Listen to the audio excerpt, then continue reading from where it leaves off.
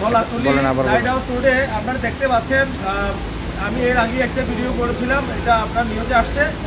এই মাত্র 1 ঘন্টা খানিক বৃষ্টির কারণে পুরো কলাতলি শহরটা একবার তলিয়ে গেছে। আপনার যদি একটু দেখানোর চেষ্টা করি, এই পাশে যে গাড়িগুলো যাবে ওই গাড়িগুলো ঠিকই ওই পাশ দিয়ে যাচ্ছে। অতি দ্রুত উন্নয়ন কর্তৃপক্ষ, এলজিডি, কক্সবাজার পৌরসভা এই ধরনের প্রাকৃতিক দুর্যোগ যেটাকে বলা যায়, এটা যদি সংস্কার যদি না করে তাহলে ভবিষ্যতে কি করে আমাদের এই পর্যটন শহর একবার ডুবে যাবে। এত বড় বড় ট্রেনের ব্যবস্থা করা হয়েছে, এই ট্রেনগুলোতে আপনার প্রয়োজনীয় পদক্ষেপ না নেওয়ার কারণে পুরো শহর সমুদ্রে পরিণত হয়েছে। আপনারা দেখতে পাচ্ছেন পানি আপনার দেশগুলোর ভিতরে ঢুকে যাচ্ছে, পুরোর ভিতরে ঢুকে যাচ্ছে। আমি আবারও বিনয়ের সাথে বলবো আপনারা একটা ব্যবস্থা নেন। আমাদের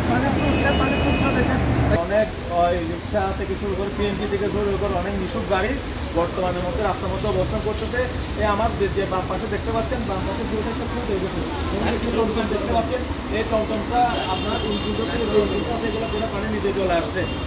এখন এই ধরনের প্রতিকার থেকে মুক্তি পাওয়ার জন্য আমাদের যা যা করণীয়, সরকারি যে সংস্থাগুলো আছেন, আপনারা বিশেষ করে এই পর্যটন নগরী কক্সবাজার সমুদ্র সৈকত, এটা হচ্ছে পৌরসভার আওতাধীন 12 নম্বর ওয়ার্ড। এই 12 নম্বর ওয়ার্ডের মধ্যে কক্সবাজারের মধ্যে সারা বছর প্রচুর পর্যটক আছে। পর্যটকদেরকে সেবা দেওয়ার জন্য আমাদের সবার দায়িত্ব। খুব সুন্দর একটা আমরা শহর চাই, সুন্দর একটা পর্যটন চাই, যে পর্যটন শহরকে আমরা সবাই সুন্দরভাবে দিনের আমরা সাজাতে পারি।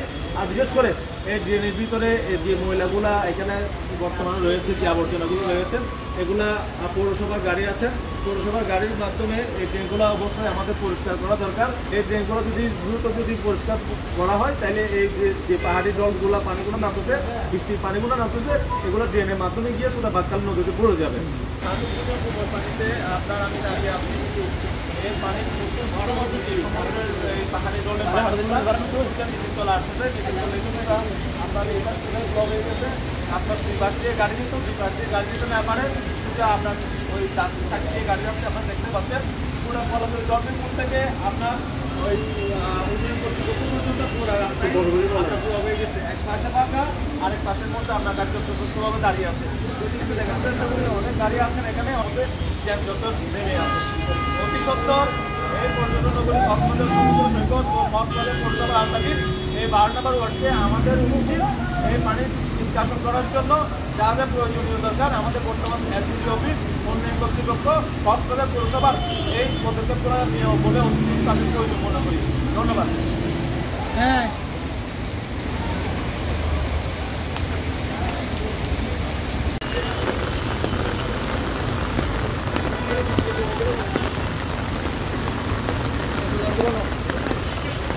এই ভাই কত করতে হবে?